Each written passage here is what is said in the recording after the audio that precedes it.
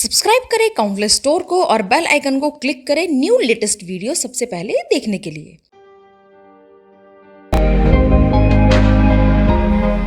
प्रणाम सद्गुरु। मैंने आपको कहते सुना है कि शरीर का 70% पानी है और अगर हम ऊर्जावान पानी पिएं तो हम शरीर और मन पर पकड़ बना सकते हैं। क्या ये हमारे द्वारा ली गई हवा और भोजन के मामले में भी सच है? क्योंकि शहरों में हमें प्रदूषित हवा में रहना पड़ता है और हमारी कंपनियों में एयर कंडीशनड कमरे होते हैं। तो क्या आप भूत शुद्धि प्रक्रिया को विस्तार से समझा सकते हैं? अगर आप अपनी कंपनी को कहें कि मैं एयर कंडीशनर के बिना काम करने के लिए तैयार हूं तो वो बहुत खुश होंगे।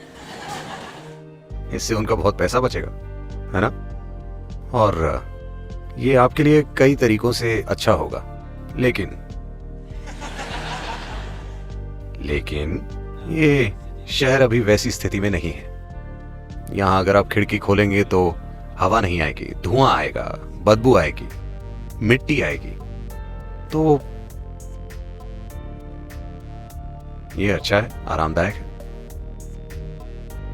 लेकिन आपको यहाँ 24 घंटे नहीं बैठना है, बस काम करना है।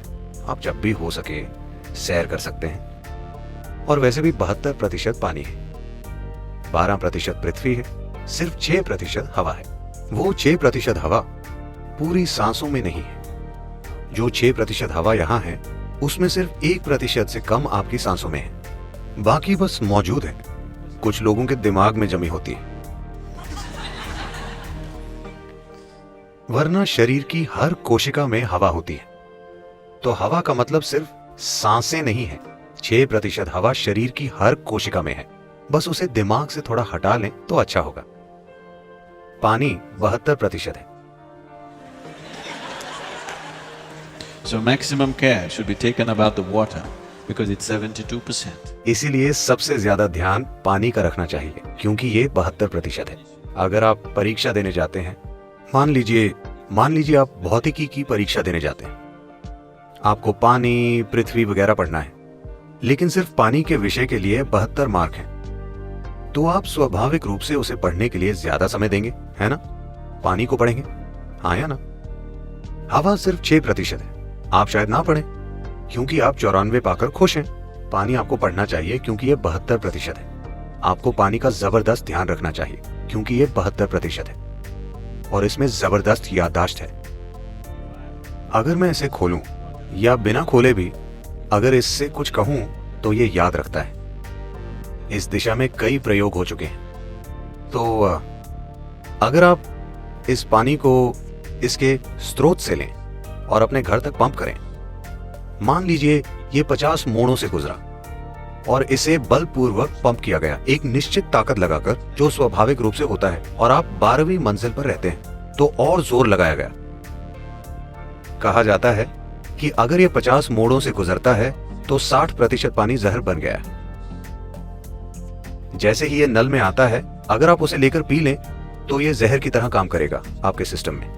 अगर आप इसे लेकर कुछ देर पकड़ें तो ये फिर से ठीक हो जाएगा क्योंकि जहर रासायनिक नहीं है, ये आणविक है।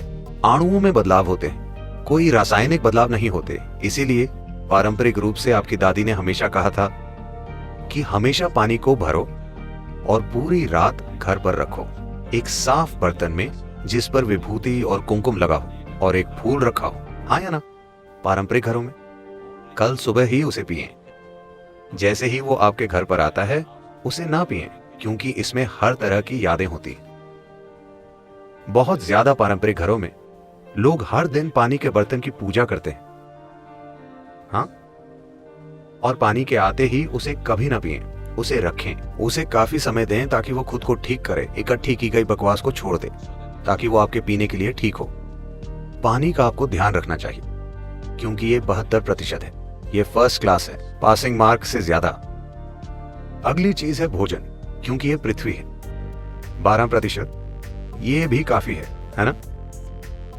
तो आप में भोजन कैसे जाता है, किसके हाथों से आपके पास आता है, आप उसे कैसे खाते हैं, आप उसे कैसे जुड़ते हैं, ये सभी चीजें महत्वपूर्ण हैं। अगली है हवा, 6%। इस 6% में सिर्फ 1% या उससे कम सांसें हैं, बाकी कई अलग अलग तरीकों से होती है। और यह महत्वपूर्ण है, विशेष रूप से अगर आपके बच्चे हैं तो कम से कम महीने में एक बार उन्हें कहीं बाहर ले जाएं, फालतू सिनेमा में नहीं, वहां हर किसी की बकवास हवा में सांस लेनी पड़ेगी। हवा पर असर पड़ता है सिर्फ आवाजों और इरादों और भावनाओं से। वो सारी बकवास जो स्क्रीन पर चलती है और सारी बकवास जो इंसानी मन में चलती है, हिंसा, सेक्स, लालच वगैरह वगैरह, ये उस हॉल की थोड़ी सी हवा को जबरदस्त तरीके से प्रभावित करती। तो उन्हें सिनेमा ले जाने से अच्छा है उन्हें नदी पर ले जाएं, उन्हें तैरना सिखाएं, पहाड़ पर चढ़ें। पहाड़ कहां है सदगुरु? हिमालय बहुत दूर है। आपके बच्चे के लिए एक छोटी पहाड़ी भी बहुत है। हाँ, एक छोटी चट्टान भी, बस उस पर चढ़कर बैठें। बच्चे उसका बहुत आनंद लेंगे, वो तंदुरुस्त बनेंगे, आप तंदुरुस्त बनेंगे, और सबसे बढ़कर आपका शरीर और मन अलग तरीके से काम करेंगे। और इससे भी बढ़कर आप सृष्टा की सृष्टि से जुड़ेंगे, जो सबसे महत्वपूर्ण चीज है।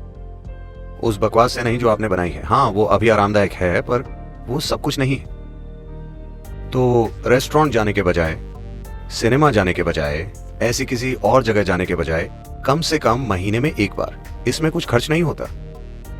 हाँ, कुछ खर्च नहीं होता। आप अपना भोजन वहां ले जा सकते हैं और वहां खा सकते हैं। वैसे भी आपको खाना है, आपको उस पर पैसा खर्चने की जरूरत नहीं है। वहां पर समय बिताएं, सूरज को महसूस करें, ये बहुत जरूरी है। आपको कुछ धूप, हवा और अच्छा पानी मिले। Come back, you are doing Bhuta Shuddhi.